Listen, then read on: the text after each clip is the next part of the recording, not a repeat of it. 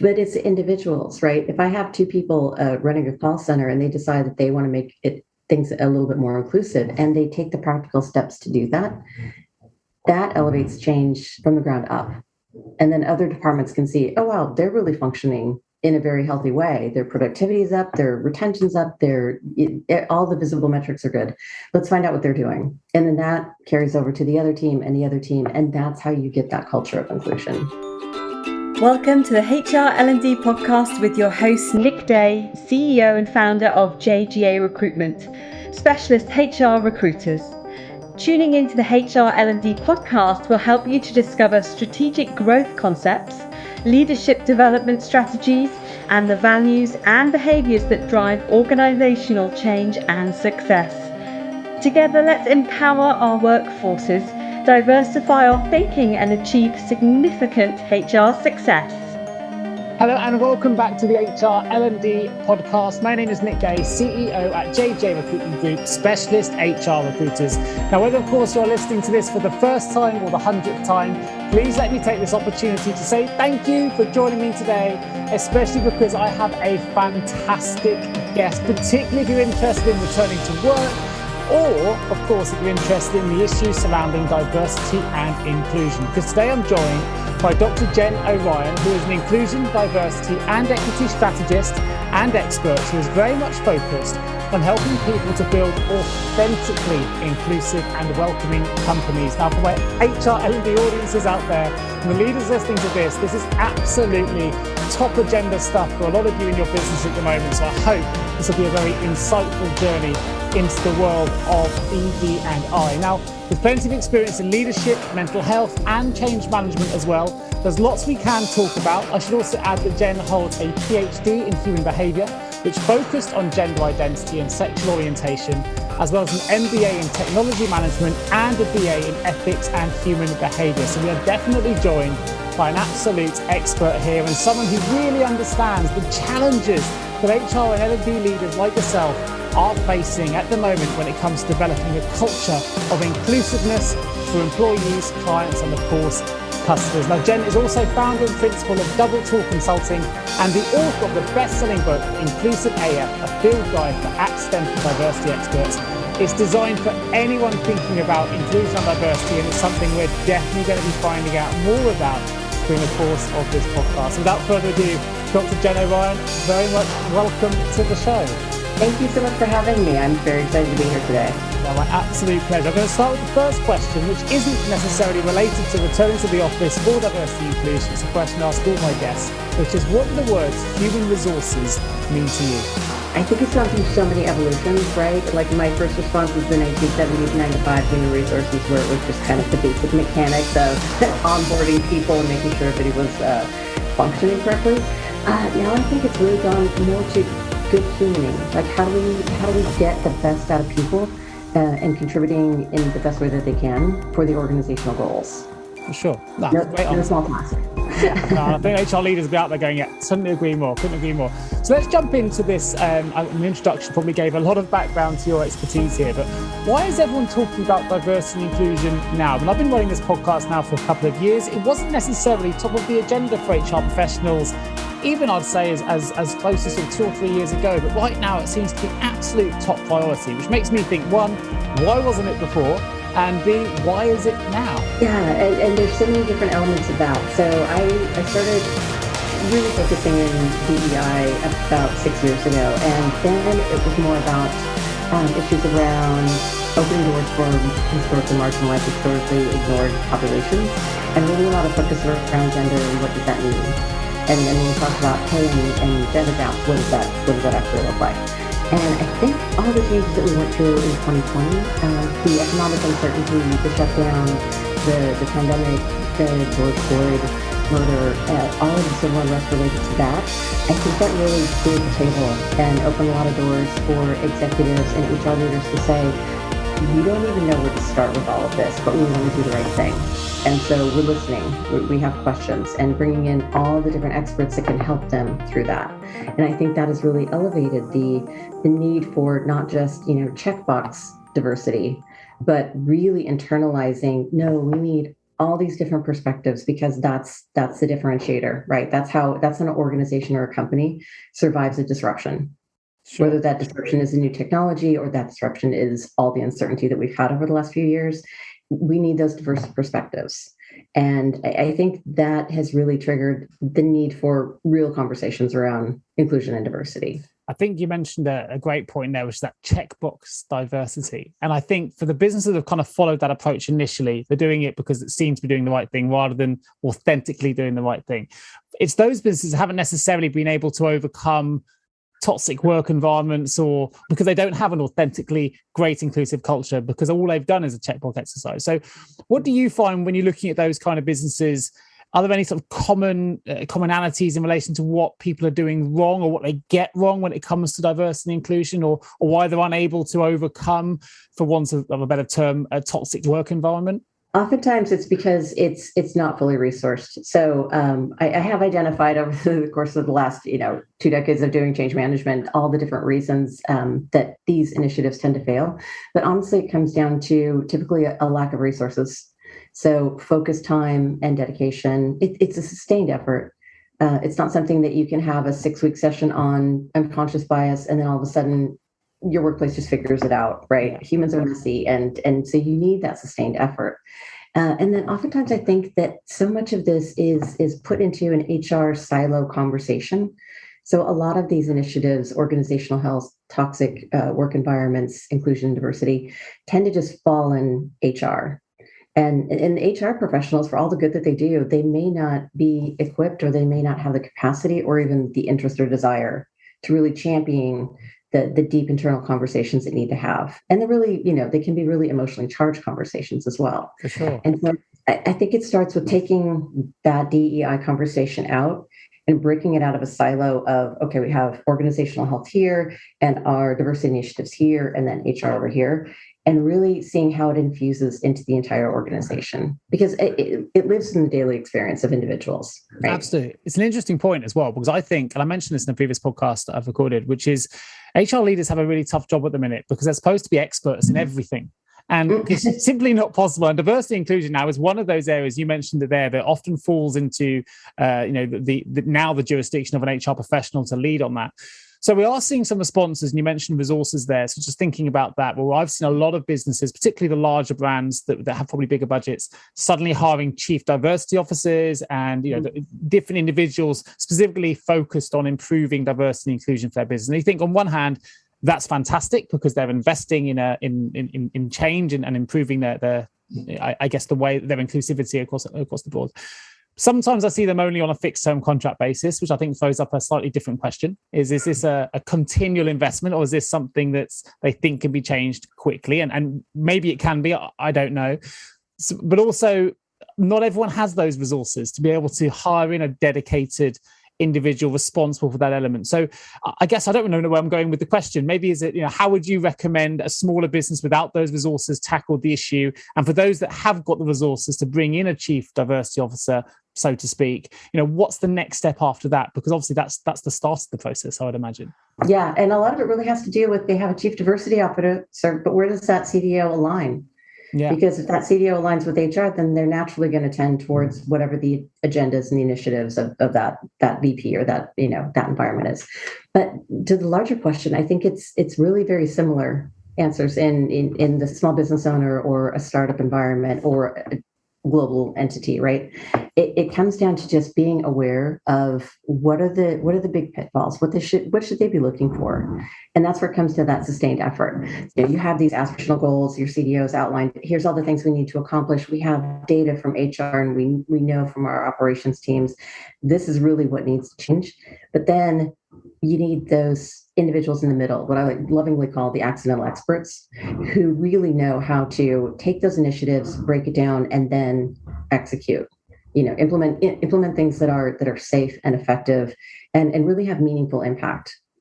And that is actually one of the reasons why I wrote the book, because it makes it more accessible for individuals who don't have the resources or want to work with a consultant to really say, okay, I can break this down. And if it's just me and another coworker, here's the things that we can do within our realm to make it a little bit better.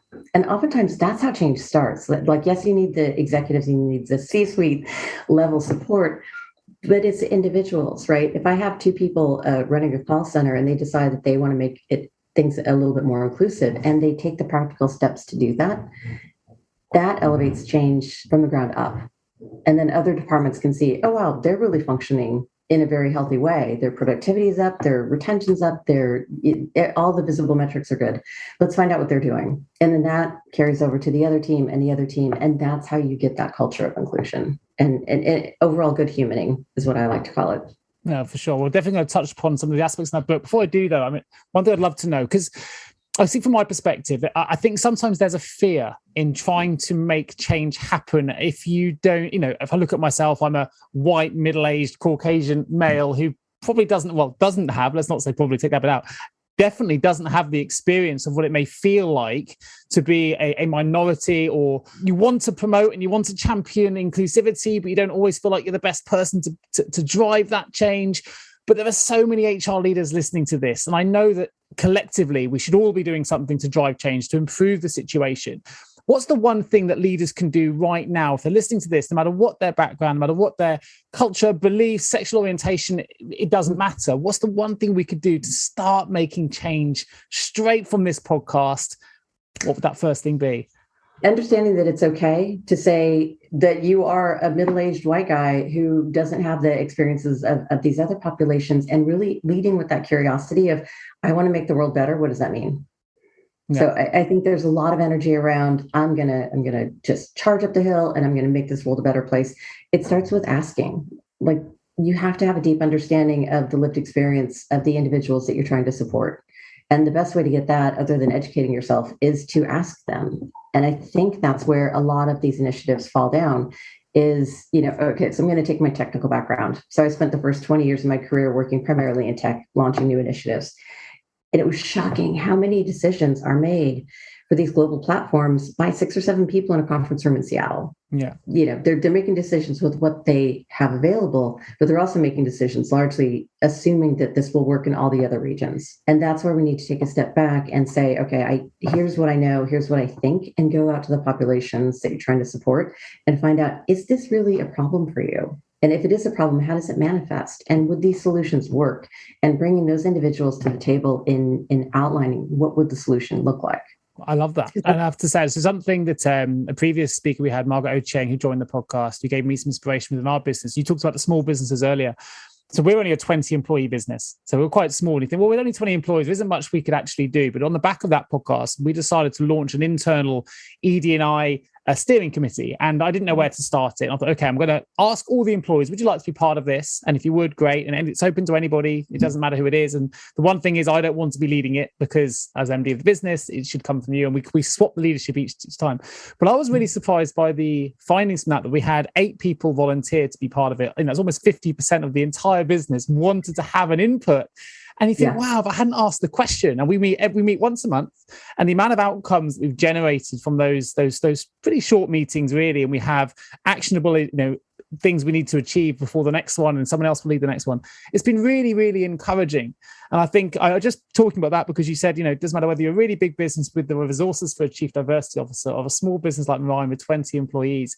It's really surprising when you start asking those questions, actually, how many people want to be involved and want to try and promote change, and some of the results that come on the back of that. And obviously from your experience working in some much bigger and many change initiatives, I'd love to know some of the things that you've seen on the back of some of the change projects that you've been involved in and some of the outcomes of those. It's been revolutionary. Now that we're in more of a digital environment and everything's going virtual, it comes down to, how are you representing your brand, for lack of a better word, everywhere? So everything speaks, right? And a lot of it really has to do with, how are you representing yourself, and do your customers and employees see themselves in your brand and in your message? So, it's things like going out to a web page, for a business when you're doing research. And, the landing page can be spectacular and representation and accessible and all the right things. And then you go a few layers down and maybe nobody's looked at that content for a couple of years and it's a little dated. And that's the type of thing that, and I love that you had such a high amount of interest and engagement in that, because again, it's the individual collectives who really will drive that change. And they'll also ask a lot of questions that you and I might not even think about. Yeah, and actually, surprisingly for us, we found some of the more introvert individuals actually voicing the most in those individual meetings. Like they gained some confidence and really found their voice, which I thought was fantastic. Of course, I mentioned in the introduction, Jen, that you are, of course, author of the best-selling book, Inclusive AF, a field guide for accidental diversity experts. It's a book designed for anyone thinking about inclusion and diversity in their business, which I imagine is most of the people listening to this podcast right now, which is great. Inside the book, you do offer a fantastic 3-part roadmap for anyone who is implementing ED&I initiatives in the workplace at the moment. There are some great anecdotes in there as well. I wonder if you could just talk about that roadmap in a nutshell for those people listening, and if there's any kind of takeaways from the book that we can find if you either go and purchase the book, and there will be a link in the episode notes for people to do that, but also some takeaways now on the podcast. Oh, yeah. So I think the most important thing of this is that it's a journey. And I know everybody talks about a journey. It's a buzzword right now, but it really is a journey. And so I wrote the book in such a way that if somebody picks it up, my idea was they would be flying to a conference from Seattle to Florida, and they see it in the bookshop and they pick it up and read through it on the flight. And by the time they land, they've got notes and highlights and action steps that they can actually take the minute they are, outside of baggage claim. Yeah. But it's also, like I said, a journey. And so I created this so that people can, wherever they are right now, one person or, a CDO with a brand new team, they can go through and take away things based on where they are, where their organization is, and then apply that. And then 6 months later, they come back to the book and they're like, okay, well, now we're in a very different place, or something's changed in the industry, and they flip through and they can find sections that get them through that next level. So the roadmap itself is really, it starts with getting the why inclusion and why now. And that's fundamental. People should be asking themselves, especially in HR, because they're so uniquely positioned to see all aspects of the company. Sure. But why are they focusing on it, and really getting granular? Because oftentimes they're focusing on it because an executive told them to. And that's valid, but you need to figure out, okay, if that's the why, then how do we structure our initiatives in a way that meets that need, but also has meaningful impact to employees and isn't just kind of a flavor of the week tagline. Then once you really have a good grounding in the why, then it builds on, okay, here's things you should think about based on the size of your organization, the amount of influence that you have. Are you an individual contributor, or are you senior director in HR, or are you the owner of the company and you have 2 employees?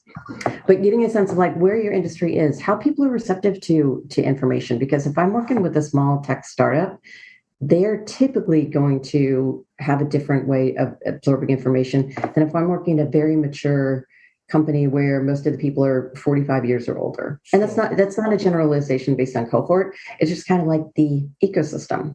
And so once you get a sense of where you are in the ecosystem, then the third part is practical steps and applications and things that you can do, mapping out, here's what you can do in 30 days and in 6 months and in 18 months, and really building that pipeline of a cohesive strategy, whether you're one person or entire team.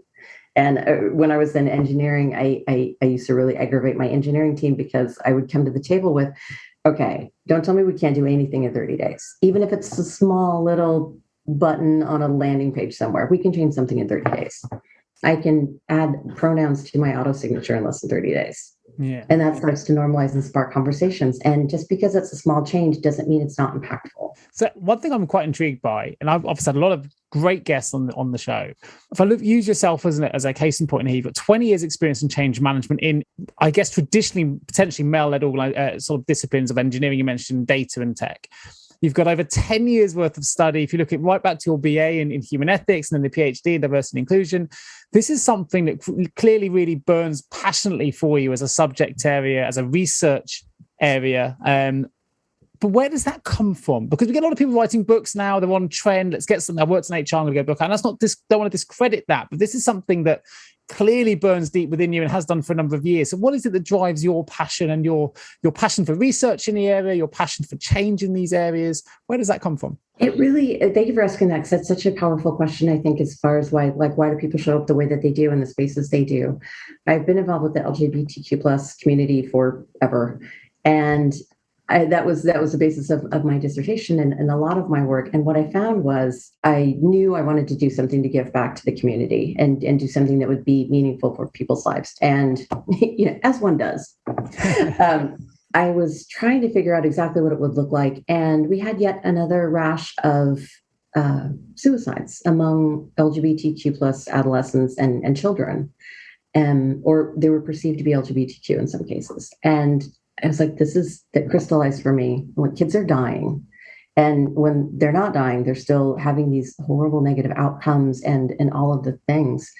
And so I put my research hat on and I looked, and almost every bit of literature at that time, every bit of research, positioned growing up as LGBTQ as an inherent risk factor. I realized we're looking at this the wrong way. There's nothing wrong with our queer kiddos. They're fine. It's that environmental response that exacerbates or mitigates that risk for potential outcomes later on. So the crux of my dissertation was looking at environmental factors that contributed to healthy development later in life.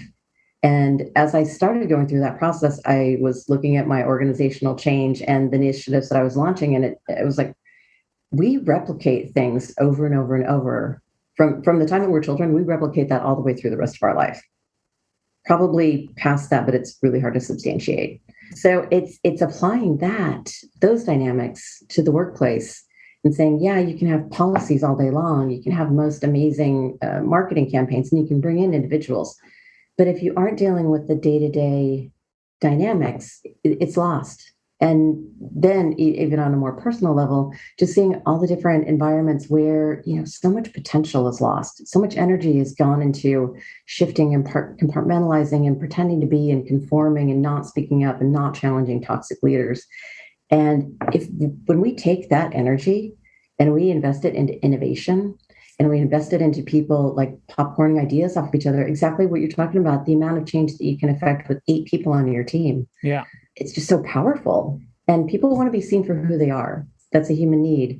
And once you find a way to tap into that and really elevate it, the organizational, it is palpable. You can feel it in organizations when they have that shift in that experience.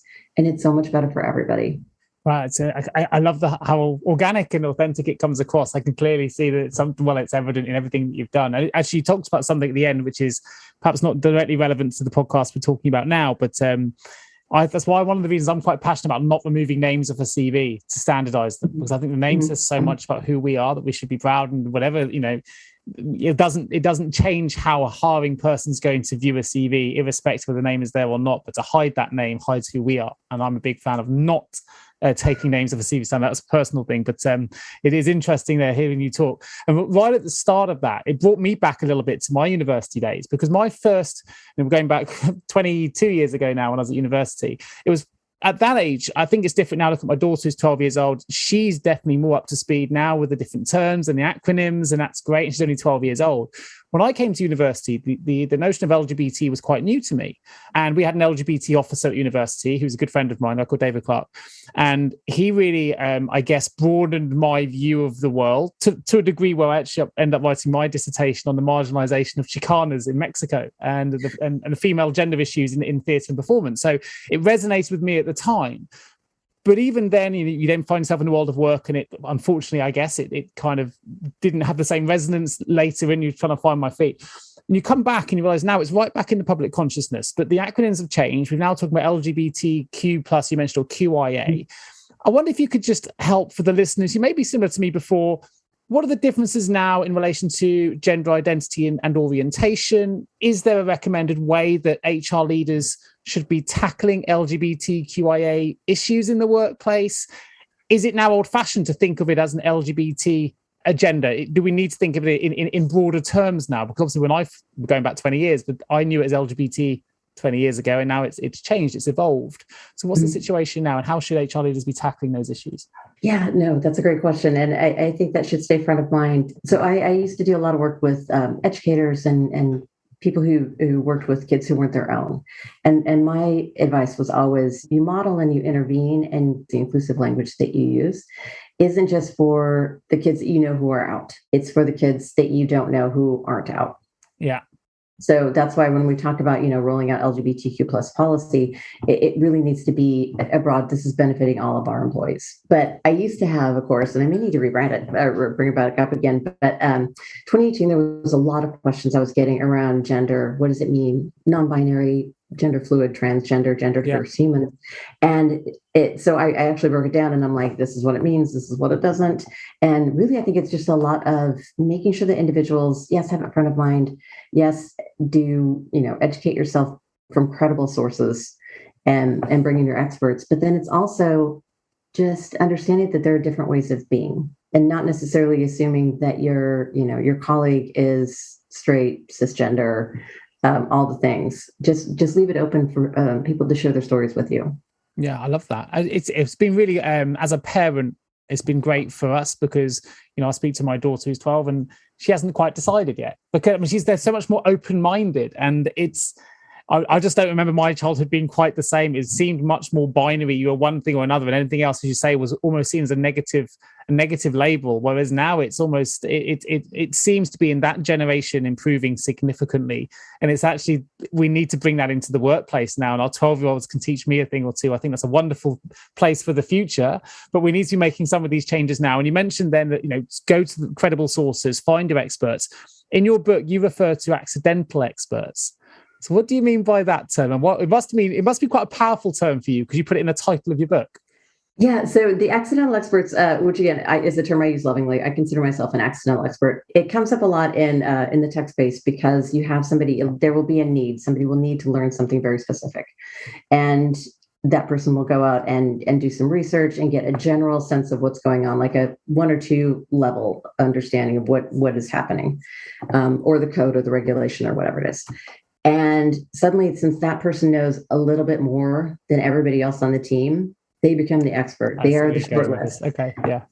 Yeah. And so oftentimes for inclusion and diversity, oftentimes it's just somebody who is really passionate about LGBTQ plus inclusion, visibility, representation, making sure that, everybody has a voice, everybody can see themselves. And it's somebody who feels, passionate about that, and they start implementing changes. They start pushing. They start using whatever they have available to them to elevate that cause. Sometimes in I&D, the accidental experts are people who are just really good at getting things done. They are just precise, and they have a fine blend of research and being able to execute, and also fail spectacularly and then learn from that failure and then launch again. And sometimes those are the individuals who are tasked with championing I&D issues because they're just really effective at getting things done. Have you ever asked yourself, how can any recruiter understand my HR recruitment challenges? Please don't give up on your hiring challenges just yet.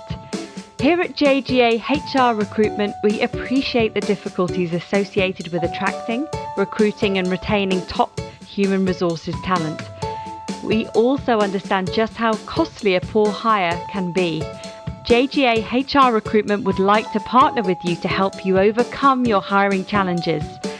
Contact us today on 01727 800 377 or visit jgarecruitment.com to find out more. So as soon as you started to explain it, I almost felt like a bell, the ball dropped, and it's something like, okay, now I completely understand what it means in that term. And I can see where I probably, in my time, have made people accidental experts as well because they know more, and I've suddenly given them that title a little bit. It totally resonates. To play a little bit of devil's advocate, and I'm not quite sure how to phrase this. Apologies, I'm going to be out there and just say, look, this is a difficult question, but I think it's worth one raising in an HR context. You've got HR leaders, L&D leaders trying to deliver L&D initiatives, and HR leaders trying to improve the authenticity of their inclusive work environments and all these things, which is great work.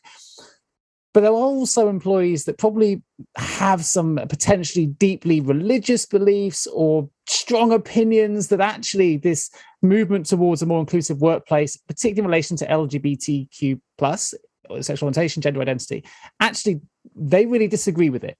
And whether that's religious or whether it's just personal issues, they just don't agree with it. It's going to be very, very hard, almost impossible potentially to get these people on board for your agenda. And if you've got a big business, obviously the higher chance that there's going to be more of these individuals available just through economy of scale. How do we tackle those individuals, and how do we even get them on board? Is it impossible to get these people on board? I don't know if you've had any experience in managing change in relation to such people. Yeah, and that's actually where I'm brought in quite often, is because, and it's one of the points that I call out why initiatives like this can fail even when they're amazing, because it has a way of manifesting differently.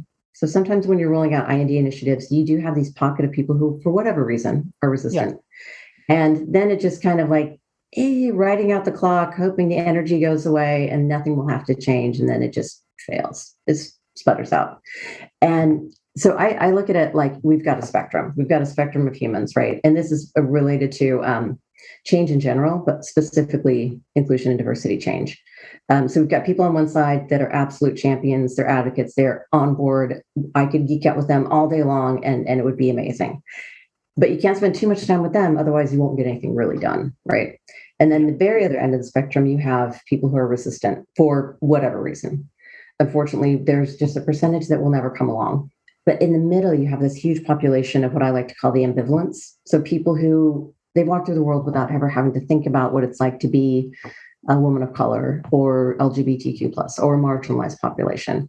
They just haven't thought about it. And those are the people that I like to bring in, because once they think about it a little bit differently, and once they see the experience of this other segment of the population, it's easy to bring them over to that end of the spectrum. Sure. where they become advocates and champions for it. I mean, I use it like the experience of the curb cutouts that we have in the States. I'm sure where you are as well.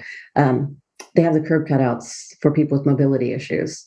And if you've never had to push a heavy stroller or had to not be able to lift your foot up high enough, it wouldn't occur to you why those are important. Yeah. But once you see it, you can't unsee it. And then you're like, oh, absolutely, we need to go fund this and change. Once I have conversations with the ambivalents, we start to get that momentum and we start to get that change, and we start to pull more people on board who had maybe a little closer to the resistor end of the spectrum. But really, that's where the change happens. It's a daily practice. Do you ever get involved in a negotiation with the individuals? Let's say it's because of strong religious beliefs, as an example, where, because inclusivity is about it being inclusive of, regardless of religion, gender, sexual orientation, whatever it might be. So there's an element there that they may not be able to overcome the religious issues, but actually we're also trying to make it more inclusive of your beliefs, whatever that might be, and we're doing X, Y, and Z. And do you ever find there is a negotiation there, or is it often just too binary or too resistant for that negotiation to even take place? Once you find the commonality, what's the common goal? If it's an organization, we're all working towards some shared goal together, right? Yeah.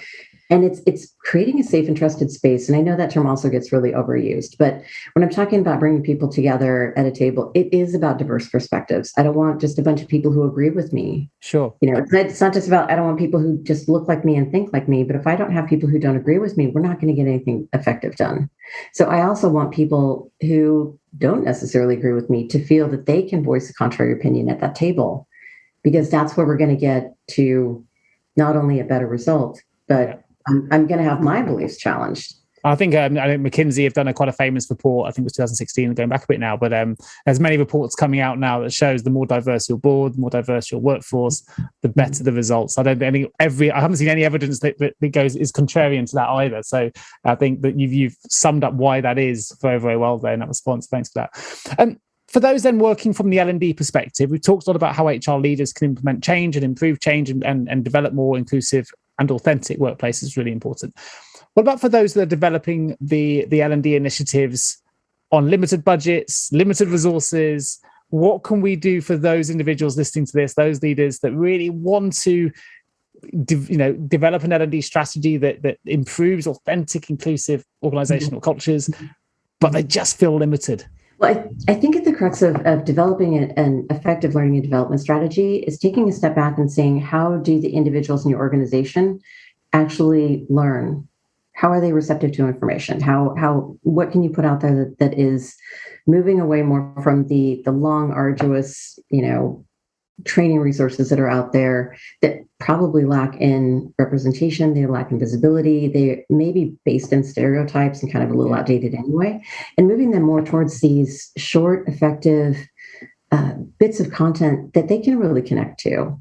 I mean, one of the examples I like to use is Procter & Gamble has put out some commercials. This is not a plug for Procter & Gamble, no sponsorship, but they have put out some incredibly effective ads with social impact that really get to the heart of what it is we're trying to solve. And they're not overly produced and they're not that long. And it's bits of information like that humans connect with. more effectively in my perspective than having them watch a course with different scenarios and clicking and taking a quiz and assessment. So it also lends in well to not having a lot of budget, because those are things that you can create pretty inexpensively. So keeping it in-house actually can be a lot more cost effective in the long term, potentially, in terms of results, than maybe outsourcing, or because you're keeping it in-house, you're building that culture internally. And it might seem like it's an expensive and time-consuming process maybe to begin with, but actually the long-term impact is potentially more significant if you're able to do that. Yeah, and really keeping front of mind, what is it that you're trying to get out? Do you need to have your employees have a bit of information because of regulation, or do you want them to really understand the nuance of a specific topic? Because the nuance of a specific topic, you can record yourself on a phone for 45 seconds, and that will actually probably get more engagement because people want that human aspect of it. Yeah, it feels more authentic as well, doesn't it? And there's sometimes not overly produced. Yeah, exactly. Yeah, you're having a conversation. I'm gonna redirect the needle a little bit, just because I know that you're involved heavily in change management. I know this is something that you've been quite heavily involved in recently, which is post-pandemic officers returning to the workplace and returning to offices. And we found, particularly in recruitment now, huge percentages of workforce is either working completely at home, going back to a hybrid office, or even full-time back to the office. For those that are HR leaders trying to manage this change and getting people to come back into the office because that's the environment they want to go back, or even go back to a hybrid when they were used to going 100% from home, why aren't people ready to go back to what they always knew and were comfortable with before the pandemic? I guess question number one. And is there anything that HR leaders can do to help prepare people now for the change to return, even if it's not a full-time, even if it's just on a hybrid basis? What can HR leaders do to try and ease that, what seems to be a bit of a pain point for employees? In the UK, we're talking about the Great Resignation. I don't know if it's the same in the States. People are voting with their feet. They're changing jobs. They want to maintain the new work balance they've discovered, which often has involved working from home for a longer period than they experienced pre-pandemic.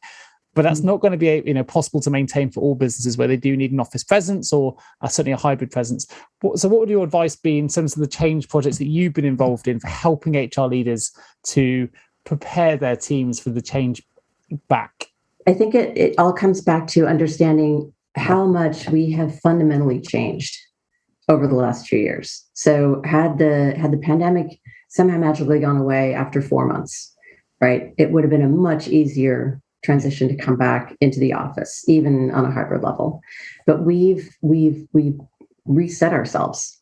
And we've reset ourselves in the fact that we have, we've designed environments to work remotely that are more conducive to us as humans. So, people talk about Zoom fatigue, and Zoom fatigue is real.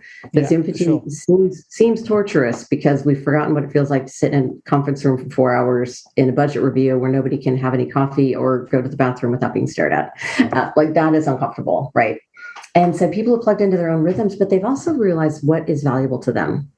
And that, I think, is a lot of the resistance in full-time back in the office, or even going into the office for arbitrary days. So if an exec says, okay, everybody has to be in the office Monday and Tuesday, no matter what, that really doesn't seem to take into account the individual needs. We're not going to have something that comes up that saves everybody and works for everybody. But I would really recommend L&D leaders, HR leaders, really tap into the why. Why are they bringing people back, and how is it meaningful for the individuals? I think from a recruitment standpoint, where I look at it, it's almost like a global agoraphobic fear that we've developed because of the new habits. There's almost, I don't know if it's agoraphobia, but there's a kind of a fear of going back because we're worried that then they'll want us back more and more. I think that's part of it, and that will obviously impact our lives in some way. There's a comfortableness of our own surroundings, which we've become to enjoy for the last 1-2+ years. So I think there's almost like a worldwide pandemic of a new sort, really, which is this fear of socializing in a way that we used to socialize before in the workplace. But I wonder, as maybe one of the benefits we're seeing on the back of this, and I don't know the answer to this, and I haven't necessarily observed anything to say there's one way or another, but you may have done in your world of work, Jen. I wonder if what's the impact from an inclusive and authentic workplace point of view? Are we finding that there's more openness now to change for things like, for issues in relation to things like inclusivity and diversity, now that people are in their more comfortable home-based environments? Or have we seen no change? Or is this, with this global reset that we've had, that you put it, and I think it's a great way of putting it. It has been a real global reset. It's been a reset for us in many different ways, from health, well-being, balance, and different things. And there's pluses and minuses, as you mentioned, like Zoom fatigue being on the negative side. But within that reset, is this a really good time also for L&D and HR leaders to start pushing through the authentic, inclusive agendas? Because actually people may or may not be, hopefully they are, more receptive to it now while they're more comfortable in their home environments. I don't know the answers, if there's even been any analysis on it. I'm just intrigued to know if you've seen any changes. Yeah, it is really interesting because what I've been seeing in the work that I've done around return to office, which primarily is based in Seattle, so it's a bit different, is that their initiatives around return to office are typically driven by, execs, leadership, people who tend to have their own offices with doors closed. Yeah. Who really are not as much of the day-to-day interaction with a lot of people in one room. So I think is being missed is that the I&D initiative of, if you have people who are neurodiverse or sensitive to light or sensitive to smell, or have mobility issues, and it's just easier for them to be productive in a smaller space, rushing them back to the office because that's what is expected is conflicting with your I&D initiatives. Do you see what I mean? So it's interesting. I would highly encourage executives and HR leaders to think about, when you talk about health and well-being about your employees, that it should be beyond don't catch a horrible disease, or you know what I mean? Health and safety and well-being. Sure. I get it. Yeah, is deeper, right? Yeah, no, I think it's a really good point. It'd be interesting to see. We don't know the long-term impact yet of this change, I guess, from a well-being perspective. I'm sure the results will start to follow, depending on how the new world of work looks. Fast forward maybe 5 years when the analysis is done. From a human perspective, and I'm probably going to draw last question before we open the vault, and I'm just intrigued to know this from a human nature point of view, maybe from your research. I'm dealing with lots of employers now that say, yeah, you can work from home, but we want you in the office 1 day a week, as an example, or 2 days a week. Mm-hmm. But actually, they don't specify what those days are. They want to show flexibility. My personal opinion is that that's great, but actually human nature suggests that we like a little bit of structure. And the idea of choosing the days we work from home, and as long as we're in the office 2 random days a week, I think can be potentially problematic when you start scaling that up, because you've then got, you might have a husband who goes out at different, or a wife or a partner who goes out at different times, and actually you were due to go in on Monday, so the manager comes in Monday, but last minute you go, actually I'm going to come in on Tuesday, but the manager's now gone in, and you have these issues potentially of people being missed and communication channels getting blurred because of this total flexibility, which a lot of employers are currently offering. Do you think it, from a human nature standpoint, in the way that we are, do we need a little bit of routine in there if we are going to have a hybrid culture of, actually fixed days are better? Or do you think actually, no, this is a huge social experiment. We don't know what the actual best results are yet. And actually humans are more than capable of adapting to a total flexible schedule. Again, I don't know if you may not have the answers yet, but I'm intrigued from a recruitment standpoint to know what you think is best. From my perspective, I think we work better as long as those days are fixed. I think it's better for us to be able to organise our time. Maybe that's because it's me as a parent, but I'd love to know your view. Yeah, and I think some of it just depends, and I know that's a very satisfying answer, but a lot of it depends. I think what it comes down to is we want to make sure that when we're going into the office, it's for something meaningful. Yeah, like I miss the days where we could go into a conference room and whiteboard something out with 4 or 5 people, because that is magic, right? That is where you get so much more solved and ideas spark, and going to conferences and having the hallway conversations. Like I miss that. And as humans, we do have a tendency to need to be with each other. I feel for my extrovert friends, because this has been really difficult for them. But I also think that to your point, we do need some structure and we need some predictability. And so having days where, yes, these are the office days, and then having a concept of like office hours, where if I am a subject expert and you need to come to me for specific things, then you know that I will be in office and available from 10 to 2 on these days. And I think it's a shift of, we don't necessarily need to be in the office for 8 to 10 hours on those days. Yeah, it's more of like an availability. Like I will be here and available this time. No, I agree with that. And I think leadership is so now it's becoming more outcome based. So as you say, you don't have to be there 10 hours because you need to be there because everyone else is. Actually, if you manage on outcomes, you can deliver and be confident at leaving on time or whatever time you think is required, which I quite like. I'm quite liking that change. Sorry, go on, please. Oh no, I'm just going to add. I also think that there's absolutely a need as we balance this out, for people who don't have remote offices or home offices, some people live in tiny spaces or have lots of roommates or children, and they need a space to go for 6 hours so they can just have some focus time. And if we're not overrunning everybody in a 50-person office, everybody is in there giving each other their colds for, the hours. Those people who need that space have that space. And the people who need access to others will have that space. And so it's more of a great point. Fluid bit blending. Yeah, and and something, to be fair, I'd probably overlooked in my question. But absolutely right. Not everyone has the same resources, and there needs to be the ability for those that need it to be able to go in and have accessibility to a decent space, for sure. So important for well-being as well, to be in a space, to a workspace that you're comfortable in. So really, really great point. My last question before we open the vault, if I may, Dr. Jen, which is just to say, if you could give 3 pieces of advice to an HR L&D leader right now in developing an authentic, that's a big question, I know, but if we can give sort of 3 key takeaways, maybe as a better way of putting it, for the HR leaders and L&D leaders to take away as they go on towards helping their businesses achieve a more authentically inclusive workplace culture, what would they be? Oh, the biggest one is identifying the top 3 things that you can do to affect meaningful change. Whether that is educating yourself, whether that is going through and making sure that your online content isn't, steeped in stereotypes and outdated, just finding what it is that you can start doing immediately. And then you're going to get it wrong. You just are. But I like that. It's better to go out with very transparent, agenda and say, we're going to get it wrong. We're not going to get it right. This is what we're trying to do. Bring others to the table and get feedback, but don't get frozen into that. I'm afraid to do something because I might do it wrong. Yeah, no, great advice. I've definitely been guilty of that as well. So I think it's great advice, and I'm sure I won't be the only one listening to that that's thought that. So thank you. So we're going to open the L&D vault. First question: short, sharp answers to 4 short, sharp questions. Opening the L&D vault. In hindsight, what's the one thing you now know that you'd wish you'd known when you began your career? I would honestly say my own potential for change, to affect change in people's lives just by speaking up and showing up. Great. Fantastic. If you could give one piece of advice to the world to help everyone working in HR now, what would it be? See people as humans. Everybody has a story. Everybody has a unique experience, and please stop assuming that your cohorts or your colleagues are straight. This is gender. Absolutely love that. Okay, perfect. If you had the opportunity, what advice would you give a younger you just starting out in the world of work? Try everything. Listen to that small voice inside of you that is telling you what you need to do, and just try it. Brilliant. Fantastic. And last question, what's the guiding principle or behavior that you've seen in every great leader that you've worked with? Authentic vulnerability.